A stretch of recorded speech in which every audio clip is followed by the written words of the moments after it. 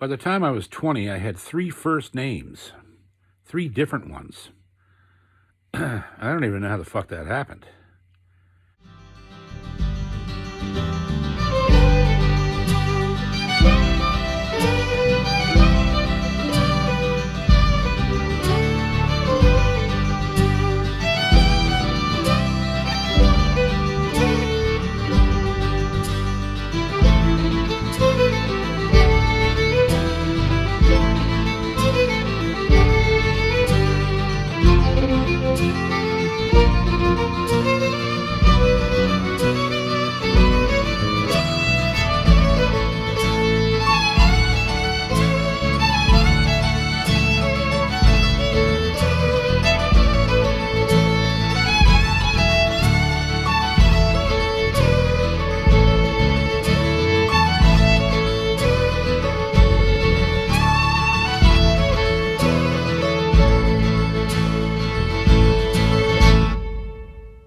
Yeah, there was a few years there where my family called me John. The people in the South called me John Paul, or John Paul used to say. And then I think, if I'm not mistaken, I think Glenn Meisner made the decision to call me JP.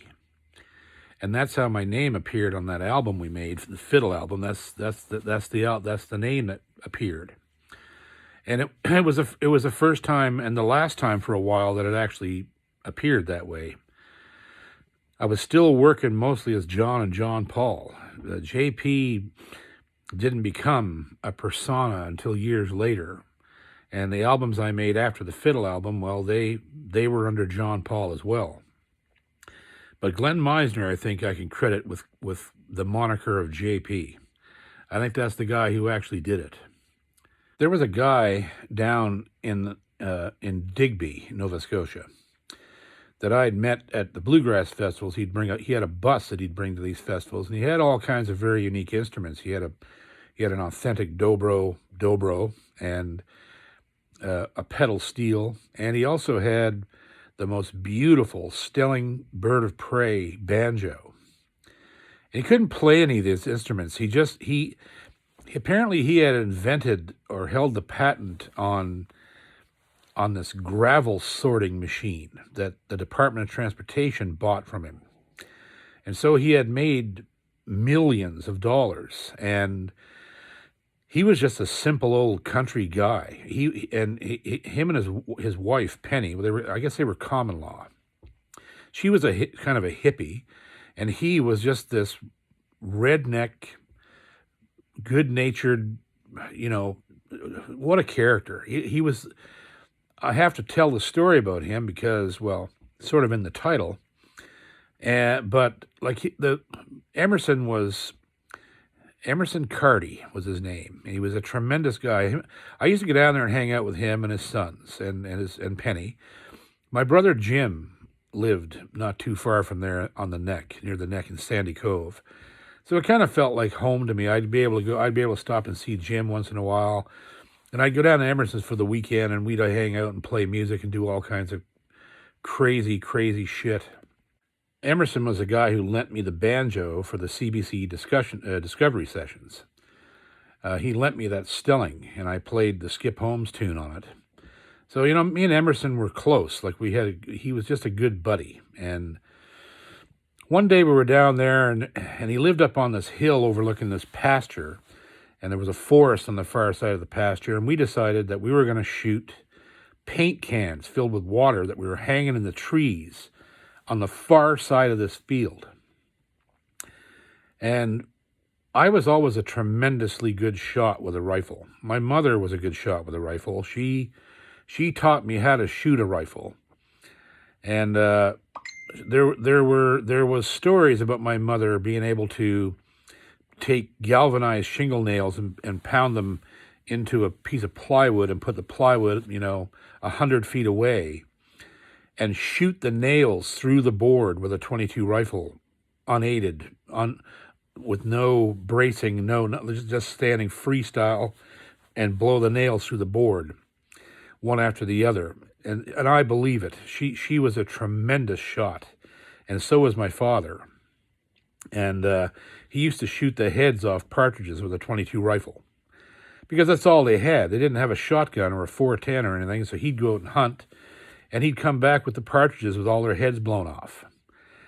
And so I was always around guns. Sometimes it was not a very good thing to be around guns, especially when my mother was concerned. But I knew how to handle a gun and wasn't afraid of them. And so we hung all these paint cans in the forest, in the trees, way 100 yards, a couple hundred yards, I don't know how many yards away. And Emerson brought out this big hunting rifle. I don't remember what gauge it was, but it was a big, or what caliber it was, but it was a big gun, and might have been a 30-06 or something. I don't know what it was, a 303 possibly. Anyhow, we were putting the gun up against a tree, and it had a scope on it, and we were shooting these paint cans, and I was the only one that could hit any of them. I think there was 6 of them we put up, and I shot 4 of them before we quit that activity, laughing. It was great fun. It was not hurting anybody. The place was deserted. There was no houses or anything around there, and we were shooting downhill, so the bullets were all going into the ground behind the paint cans. So we went back in the house and had supper and laughed, and I remember at one point during the supper, we were talking about something, and Emerson said, well, this is my house. I can do whatever the hell I want to do in it. And he reached and grabbed a potato, and he fired it right through the kitchen out into the entryway, and it exploded on the sliding glass door. There's just potato and skin everywhere. And we had a great laugh.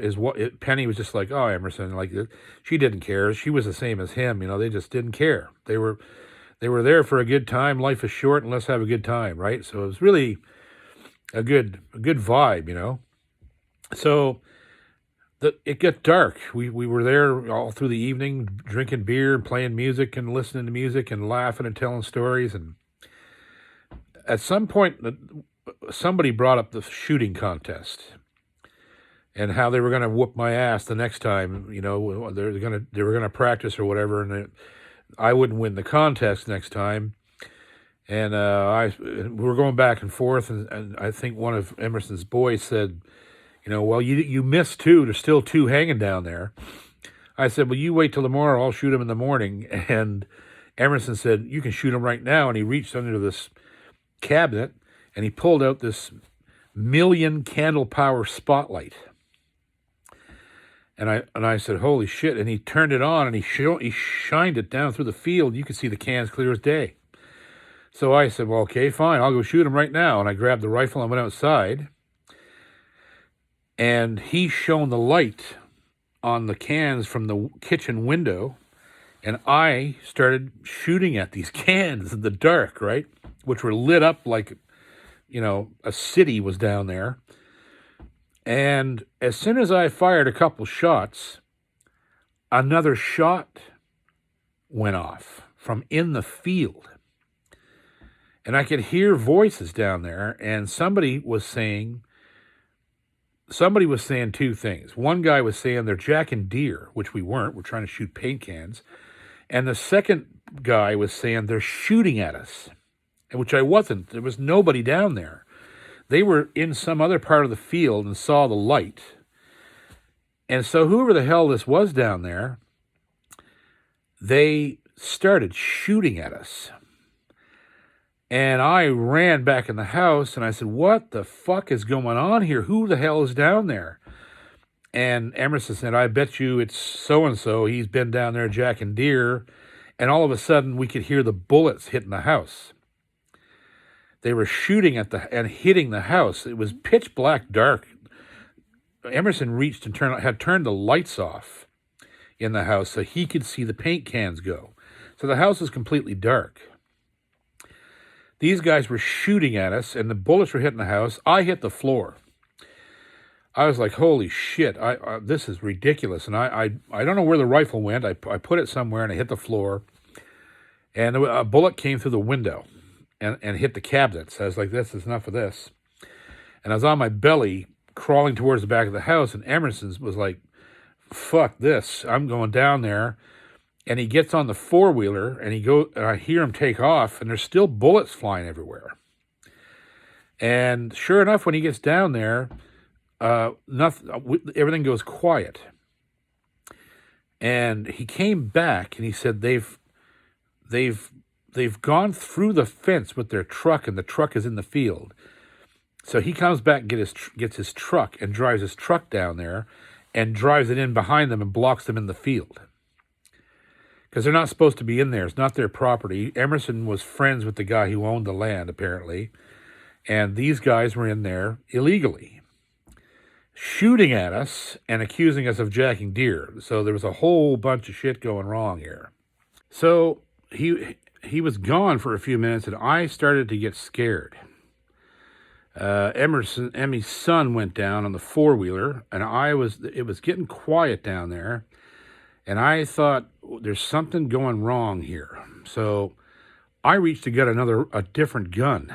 There was a 30-30 in the cabinet, and I jacked 3 shells into it, and I started walking down he had this long driveway that was right beside the edge of the field.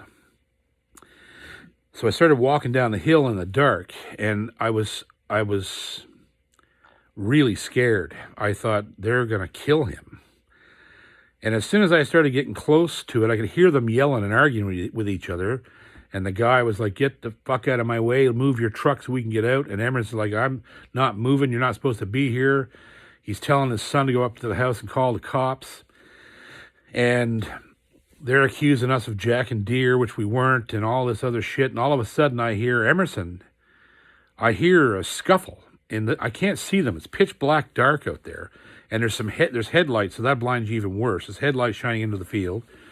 And I can hear some bad sounds. And all of a sudden I hear Emerson screaming. They're beating me with a rock. They're hitting me with a rock. And I fired a shot in the air.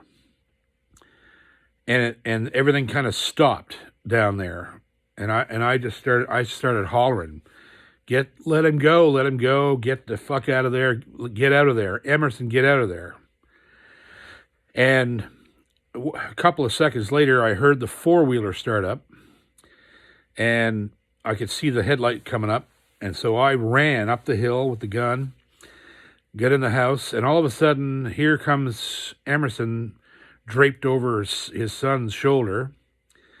And I'm telling you what, they beat that man so bad that I thought he was going to die. His head was split open all the way, his whole head was split open. His eyeball was just about on his cheek. He was blood from asshole to appetite, just everywhere, just pouring blood. And we got him in the house, and he was just like, that's okay, I'm all right, don't worry about it. He didn't even care. And we got him on the couch and wrapped his head in a towel. And I couldn't believe what I was seeing. I couldn't believe he survived it, for one thing. And then I kept trying to talk everybody to get in an ambulance up there, and nobody wanted to call an ambulance. They're like, no, he's fine. And he was to rat shit with a rock or a crescent wrench, a big crescent wrench. We couldn't tell.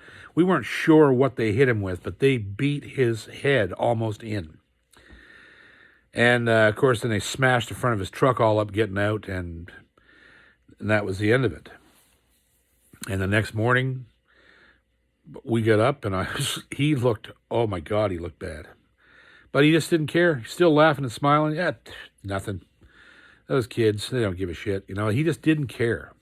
That was actually one of the most frightening events in my life, not because I was afraid of dying myself, but I was afraid of killing somebody. Because of my upbringing, I take violence real seriously. And I found out over my lifetime that a lot of people, violence is just another thing that happens in your life. People have fights.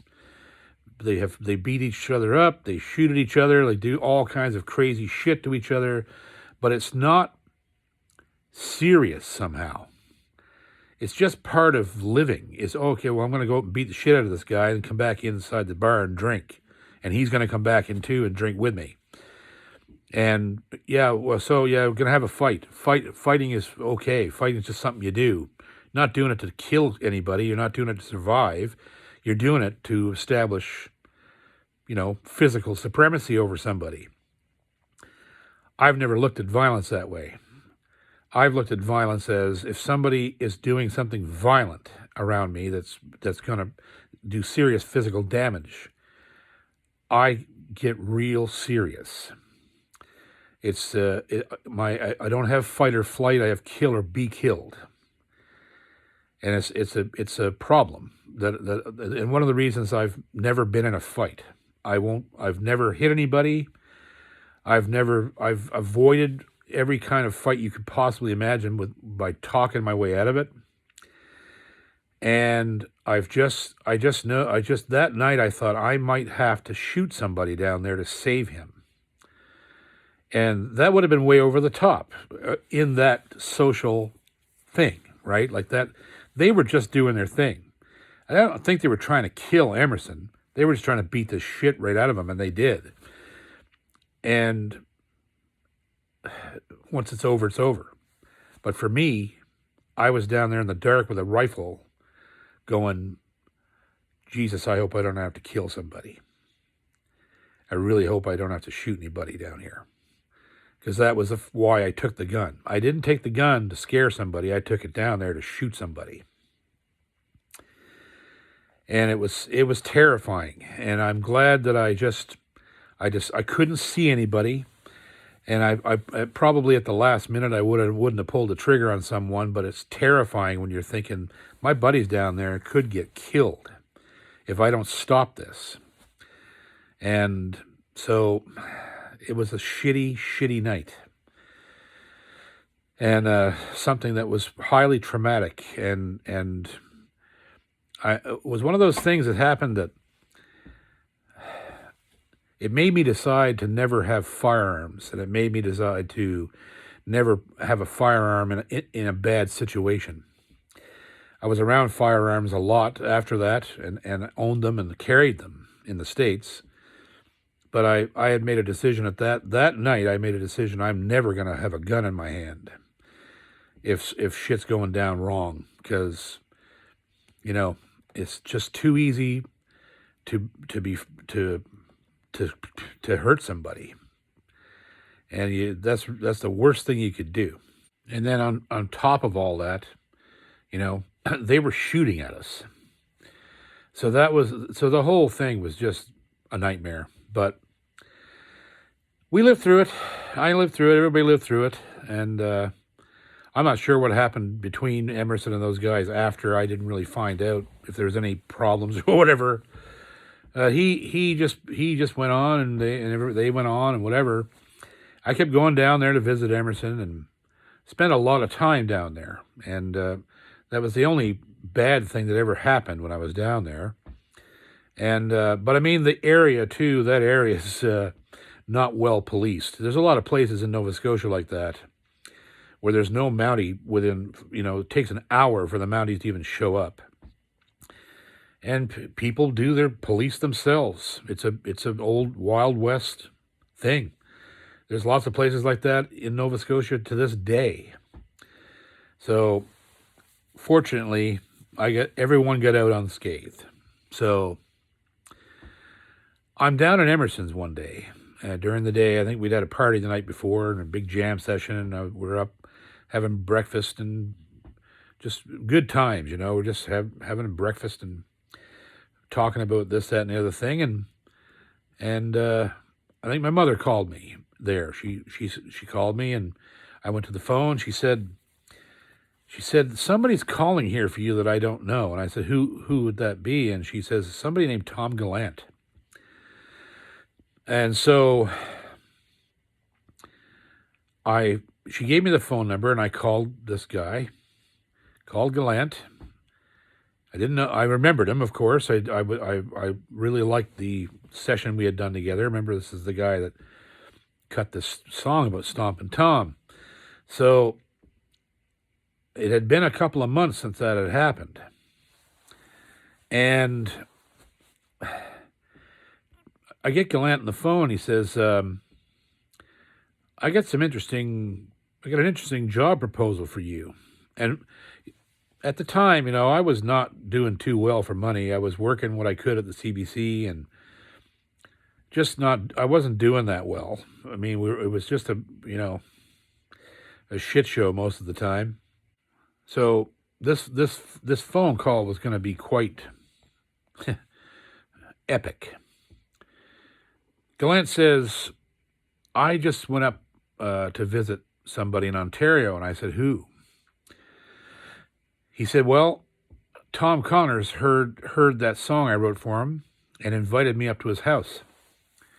So I went up and spent a couple days with him. And I said, wow. I said, that's pretty awesome. I said, what was that like? He said, well, it was incredible. And he said, no one knows this, but Tom's planning on going on tour this year. This would be 1990. Now, see, Stompin' Tom had been out of the picture since 1974, or 74 or 75. He was 14 years gone, really, and out of the business. And some guys from the Rheostatics crashed his 50th birthday party in 1986, and they somehow inspired him to start working again. And he was quietly kind of just doing stuff. He had a label called ACT, to Assist Canadian Talent, is what it stood for, where he was signing, artists who couldn't get signed to major labels, and he put out a couple records himself all of a sudden. And I had heard them, of course. They were not bad. And then suddenly he came out. He at some point he signed a friggin' label deal with EMI. Capitol Records signed him. Dean Cameron, the president of EMI Capitol in Toronto, was a massive Stompin' Tom fan. So Tom signed this $1 million deal for EMI to reissue all his records, and a multi-record deal afterwards for new albums. So the song called I Am the Wind, they actually made a video for it. It was on CMT and Much Music and all that stuff. And all of a sudden, Tom was famous again, like in the present. He was no longer a memory of the people who loved him and unknown to the young kids of the day. And that was the thing about Tom. Young kids in that period loved Tom because he was goth, all dressed in black, big black cowboy hat, big craggy, ugly, tough face. Like he was just so John Wayne and just badass that the young people absolutely loved him.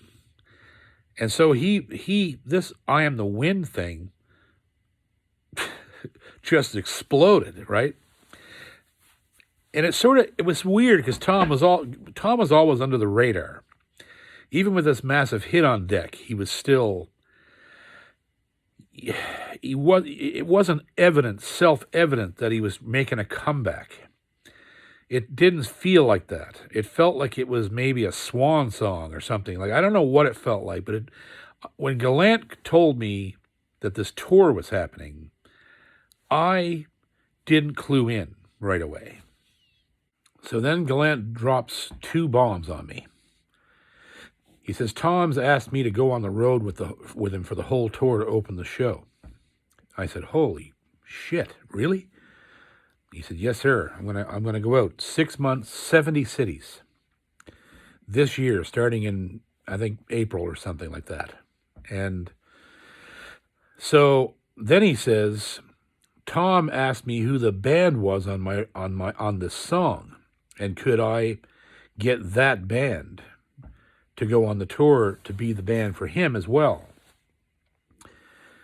And Gallant says to Tom, well, that's not a band. It's one guy. It's this 20-year-old kid from Bridgewater, Nova Scotia. And And Stompin' Tom said, really? And Gallant said, yeah, he's pretty amazing. And Tom said, well, bring him too. And so I'm sitting on the phone listening to this story, and I can feel myself going numb, basically. So Gallant says, do you want the job? Can I tell him you want the job? I said, well, what does it pay? It pays $700 a week. That was more money than I'd ever made playing music, ever. I never couldn't even fathom that, really. You got to remember, I'm coming out of playing in the States with Enoch and Margie for collection plate money, split God knows how many ways, like maybe $75, $80 a week. I'd even played the Opry by this time, and the Opry only paid $69. That's all a sideman got from the union was $69 for playing the Opry. And then, of course, in the college, the year and a half I spent in college, whatever it was in college, I never got paid a dime to play. The CBC had paid me well, but I was only getting those gigs once every month or once every 2 months. So $700 a week I nearly shit in my pants. I was like, I guess I do want the job. And that's how it started. This would have been in January, I believe, of 90. And February or March, I drove up to Ontario with Gallant and to rehearsal. And we drove up to Tom's house. And I met his wife, Lena, and the members of the band that Tom had put together. The steel player, Mickey Andrews, worked for Tom for years, played on a lot of his records. Really great steel player, dobro player. And then there was a guy named Ray Keating, a big, tall, red-headed guy who was a country singer, so-so guitar player, and his girlfriend, Mary McIntyre, who was a sister to Sandy McIntyre, the fiddler from Cape Breton. So she was a Cape Bretoner. And there was no bass player. Mary had 2 keyboards. One was a piano, and she set the other keyboard to play a bass sound. So we had a band, and I was everything else. I played banjo, mandolin, fiddle, guitar, penny whistle, and this big sheet of copper that made the waka waka waka waka sound during the goodbye rubberhead, so long, boo, but waka waka. I'll be making that sound with that thing. So I was doing everything. I had a full menu utility job in this band. And I don't really even remember meeting Tom. I was so freaked out to even be there that my head wasn't getting around it. I was sitting at his kitchen table, him and Lena and Gallant, and I wasn't dressed too well. I didn't have enough money to buy clothes, really. And Tom says, we're going to send all you boys out. You, there's four of us. Well, me and Mickey and Ray. Gallant was going to get to dress his own way because he was technically the opener. So Tom says, we're going to send you boys out to get clothing for the tour. So you'll get 3 different shirts, all like 3 sets of shirts that match, right? And some jeans and whatever you want, you go get it. Lena will take you down to Erin, to the little town nearby. There was a fancy men's clothing store there. And Tom reached across the table and put 5 $100 bills in front of me on the table. Says, you go now and get your clothes. And I remember sitting there looking at the money. And it was the first time I ever worked for anybody who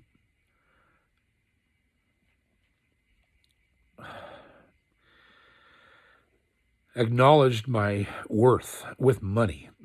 Like there was nothing for him to push that $500 in front of my face It was just like, of course I'm going to clothe you. Of course I'm going to take care of you. Of course I'm going to do all these things that you need done so that you can work for me. And it didn't take too long for these big tears were falling on the money. And I didn't know what to say. And Lena looked over at me and said, "What's wrong?" And I said, "Well, I never saw that much cash money in my life. I never saw that. Nobody's ever given me that kind of money to do this kind of work. And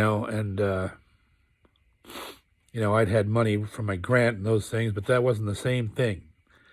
This was an artist who was an icon, a god in the Canadian music history and industry, who just said, here's $500 like it was nothing. Go get yourself some clothes." So I did. So rehearsals went on for 2 weeks. We got to spend up there, and Tom put me in this horrible little motel. It was really bad, but it was fine. I mean, I'd never even got to stay in a hotel myself. I didn't even know what it was like. I didn't know. It was fine by me. But I'd get dropped off there every evening, and Gallant would go back and stay with Tom, I believe, and they'd be up all night drinking and telling stories. And so 2 weeks went by, and we were having rehearsal every day. We had to learn like 70 or 80 songs because Tom didn't use set lists. Tom sang whatever song fit the town we were in. So we had to know all these songs. And there was going to be very little warning when we got on stage what was going to be, right? The show was not prescribed. It was whatever mood Tom was in. I mean, there were certain ones we knew we were going to do. We were going to always start with Bud the Spud. That's the first thing that was happening every single night. But other than that, so the whole time we were with Tom was very sedate. We drank a bit. We hung out. We did stuff and hung out. I remember one night me and him were alone. I ended up staying at the house overnight. I think Tom went out with the guys or something to Toronto or something to see some friends. And I ended up staying up all night with Tom drinking Molson Golden beer. And by the end of the night, we were sitting there eating bar clams out of the can that he'd imported from Newfoundland and drinking the juice. And it was just, we got totally polluted. But we played, this was the thing about Tom, all night long we played chess. That's what he was the best chess player I'd ever seen. And we had some massive discussions in that night. And he started to feel me out and see who I was, and was trying really hard actually to test my intellect because Tom was a brilliant man. He was a genius, in fact. I remember there was a certain point that evening after he described and showed me this is how brilliant Tom was. Tom used a mathematical formula that he discovered to create a perpetual calendar that was accurate in 3,000 years forward and backward from the day you're in.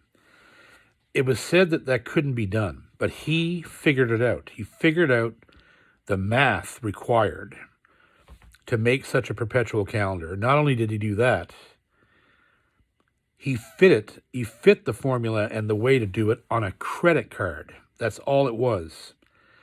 And you could, with this formula and this credit card, you could tell what day of the week it was 3,000 years ago, what the lunar cycle was, all of it. It was unbelievable, so unbelievable that he got an honorary doctorate from the University of Toronto for mathematics.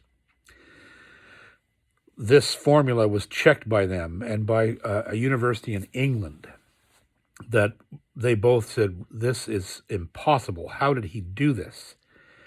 And they checked his math, and he was dead on the money. He invented That's how smart this guy was, who had basically, I don't know, maybe a seventh or eighth grade education, maybe. And so anyhow, there was one point during the evening, he looked at me. He was sitting across from me. I was at the little card table there before they, in the basement of the house where he hung out, played darts and all that stuff. He was sitting on the stool. He had a kitchen stool, with the steps that came out from between the legs in the front. And he was sitting on that, and he had a cigarette in his mouth, as he always did. He chain smoked cigarettes. And he looked down at me at the table, and he said to me, out of the blue, he goes, "Do you believe in God?" And I had to think about it for a second. In those days, I had more faith. I didn't know what he wanted. I was afraid to answer him because I didn't know what he wanted to hear, really. And I was trying desperately to impress this man. So I took my chances and I said, "Yes, I do." I said, "Do you?" Dangerous question. I didn't know what the answer was going to be. And he looked at me, he said, "No, I don't believe in God." And my heart sank for a second. Then he said, "I know there's a God." And I just sort of sat there. There was this moment of deep silence where he was looking at me, just burning me with those eyes. He was looking right through me. And I said, "Why?" He said, "Because I don't believe in anything. Belief indicates a variable, and the variable is the object you believe in might not be real if you have to believe in it. If it requires faith, it might not be real. So you have to know what you think is real and what you think is not real. Therefore, I don't believe in God. I know there's a God. There's no question." And this blew me away. That was one of the first time, and he did it many times. But this was one of the first times that he floored me with a concept. And the first time he opened up something about himself that he probably never talked to anybody else about except his closest friends.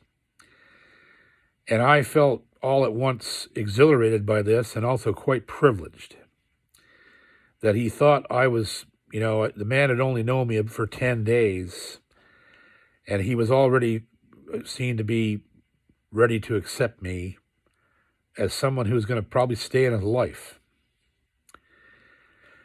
So I was blown away by that. And then there was a deep discussion after this comment, which was great. It was incredible. The man was so well read and so intelligent. And we had a tremendous conversation that night before we finally gave up the ghost after 100 games of chess and 48 beers. So the rehearsals continued for a couple of weeks, and Tom was always just wearing his cardigan sweater and his straw hat and his regular old kind of brown boule cowboy boots. And I never saw a stomping board. He never stood up during any of the rehearsals. And I was really dying to see that foot go.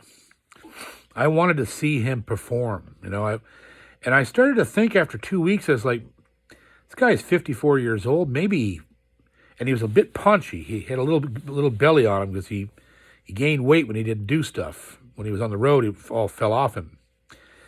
He had a little tiny belly from beer, I guess. Nothing serious, but it looked strange on him, And I kept waiting for him to stand up and stomp. I was like, I gotta. And at one point during the rehearsals, I said, are we ever gonna do this for real? Like, are you gonna stand up? And I want to see the stomping board. I came right out and said it. And he's like, no, I'm not doing that. And that was the end of it. He kind of shut me down. So 2 weeks of rehearsal, went back home, I think we went back home. We might have just stayed up there. I can't remember, but anyhow, the tour date, the beginning tour date is coming. And the first show, we're being booked by a really great agent promoter out of Peterborough named Brian Edwards. This guy had worked with everybody: Tommy Hunter, Wilf Carter, Rita McNeil, Rush, everything. This guy was the god of promotion in Canada. And Tom used to call him Headache Edwards, because every time Tom would say what he wanted to do, Brian would get this massive migraine because it was so grandiose, this plan he had for this 70-city tour in 6 months. And he expected Brian to pull it off, and Brian did. Brian booked this massive tour and it was selling out. Though everything was sold out. The first show of the tour is in Owen Sound, Ontario. And it was in a high school auditorium that only held about 400 people. And I was thinking to myself, this is a really strange, why do this type of event, such a small venue first? Years later, Tom would tell me, I went there first because I wasn't sure we could pull this off. And I didn't want to fail in front of a big audience. So he was smart. He was like, I didn't know. I hadn't put a show on in 15 years. So I wanted to make sure I needed to get warmed up, and this was the way to do it. So we get there, and there's 600 some people in the room. It's like 200 people over the fire code. It was just unbelievable. Packed, this small soft seat theater. And Tom's in the wings. He's dressed in the nines. He's got the black leather jacket and the black hat and the boots, and he's standing there with his Stompin board. And we're starting. Ray Keating goes out and does his numbers, and then Gallant goes out and does his numbers, and then when Gallant steps back, from the center mic, we start and we start vamping the Sudbury Saturday Night thing, right?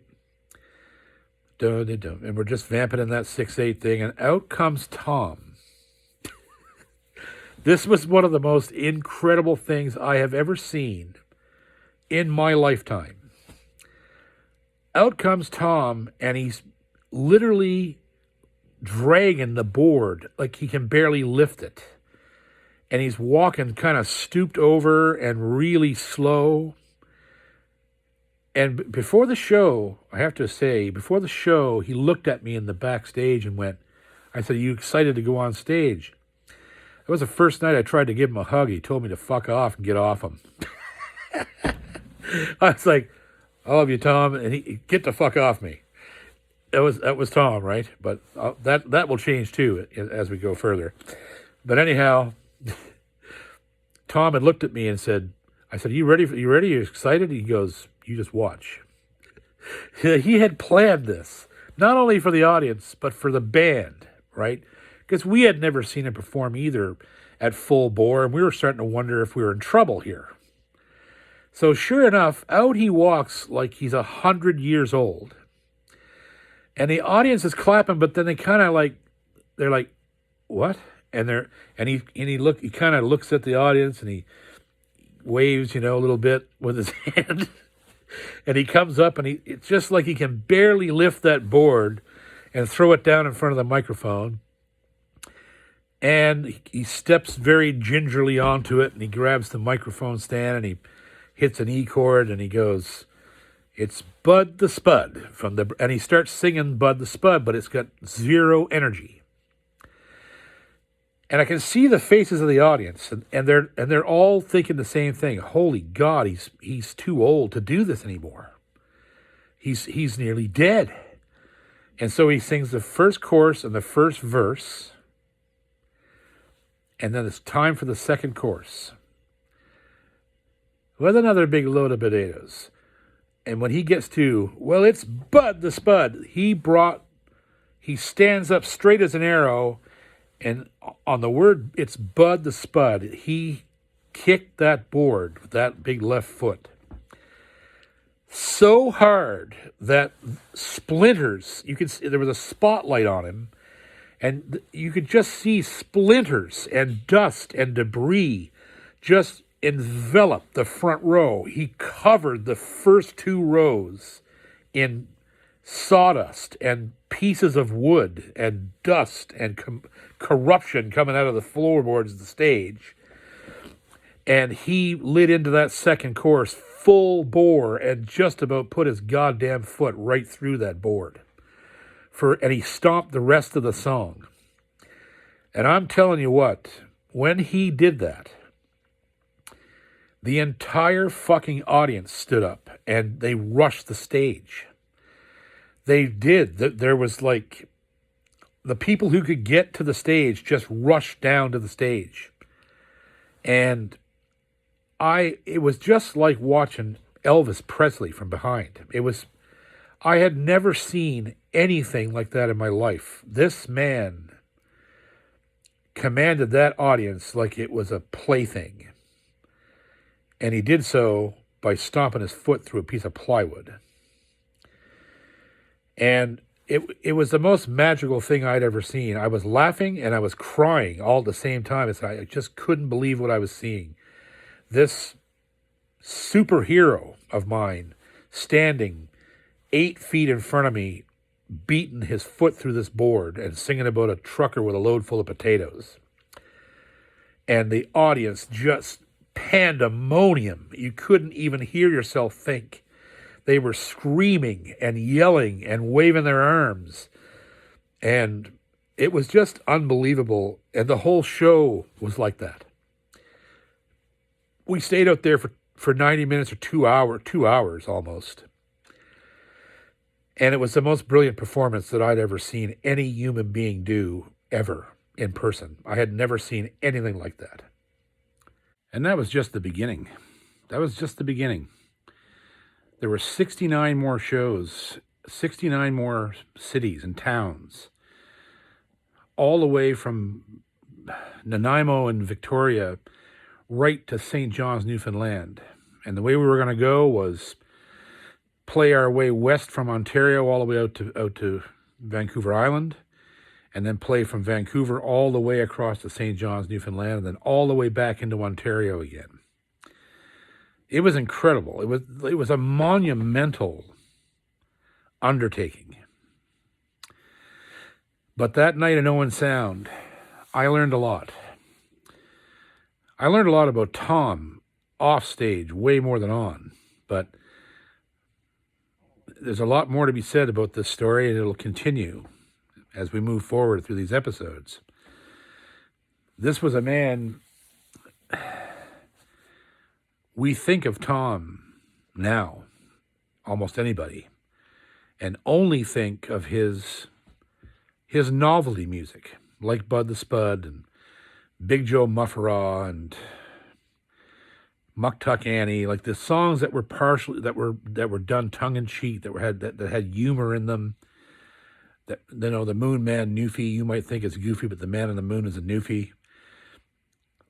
The secret Tom kept, and it was a secret that he put right out in front of everybody's face, but they seem now to miss it. The secret that Tom revealed on almost every album was that he was probably one of the greatest songwriters that ever came out of Canada, and he was definitely the number one chronicler of the Canadian story.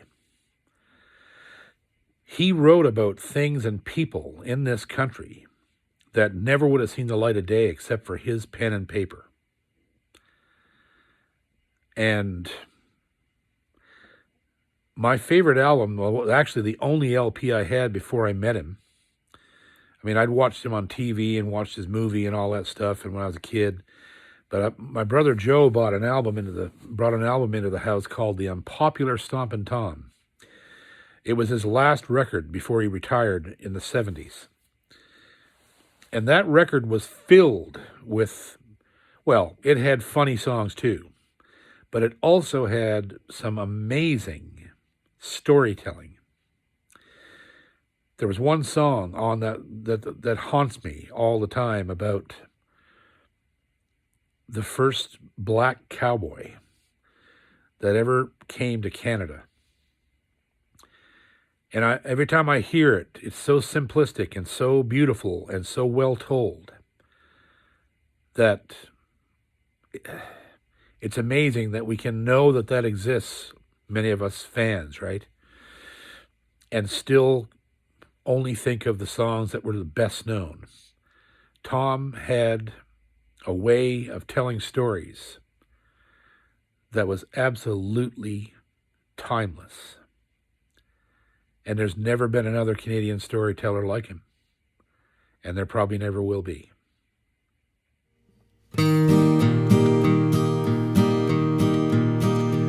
Johnny Ware was born in slavery around 1851.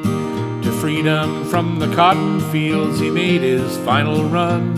The first part of his younger life is covered in travail, just a cowpoke on some cattle drive along the Chisholm Trail. My story starts in Idaho in 1882, when a Highwood River cattleman came looking for a crew. The day the big herd hit the trail and the dust was in the air, among the drovers on the drive was a cowboy, Johnny Ware. Friendly, courageous, resourceful, and fair, these are the pseudonyms of a cowboy, Johnny Ware. The mighty herd consisted of 3,000 head or more, bound for old Alberta to the Highwood River shore, while the big bayou was waiting for the cattle to arrive. The boss Tom Lynch had troubles keeping rustlers from the drive.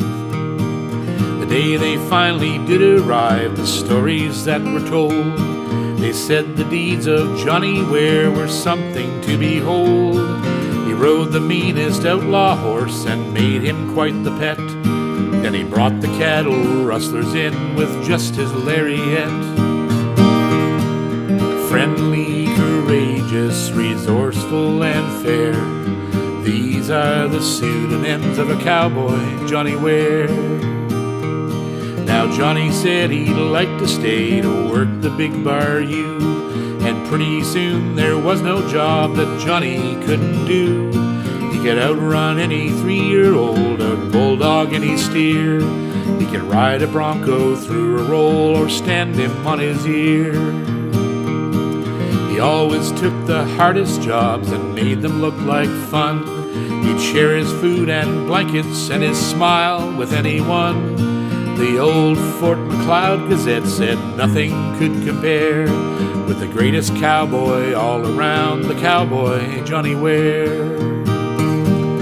Friendly, courageous, resourceful, and fair, these are the pseudonyms of a cowboy, Johnny Ware. He worked upon the corn ranch, they said he was the best. His name was now a byword in the old Canadian West. But Johnny said, I've got to go to the town of Calgary. I've got a little Negro gal and I hope she'll marry me. On a little ranch near Millerville, the couple settled down. They soon became a family with neighbors all around, honored and respected by the old folks and the young. If history could only record the praises that were sung. Friendly, courageous, resourceful, and fair, these are the pseudonyms of a cowboy, Johnny Ware. By the year 1905, Alberta signed her name, a province now of Canada, so proudly she became. But while her jubilation was upon the whole frontier, Alberta lost her #1 cowboy pioneer. His smile and example are the spirit of the plains, never to be forgotten by the men who ride the range. Some are born with character and some have skill to spare, but the greatest cowboy of them all was the cowboy, Johnny Ware. Friendly, courageous, resourceful, and fair. These are the pseudonyms of a cowboy, Johnny Ware.